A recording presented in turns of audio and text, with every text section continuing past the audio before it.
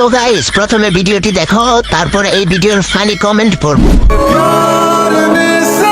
साली चलती फिरती कोकेन है कोकेन। गुलाम कर दिया मुझे তাহলে চলুন শুরু করা যাক। আলাইকুম বন্ধুরা, কেমন আছেন? লালপরি দেখতে গিয়ে নিজ দিয়ে সাদা পানি বের হয়ে গেল। আপায় মনে হয় হাঁটতে হাঁটতে শেষ, তাই তো পেট চিকন হয়ে গেছে। গাছের যত্ন নেয়নি, কিন্তু ফলের যত্ন ঠিক হয়ে নিছে।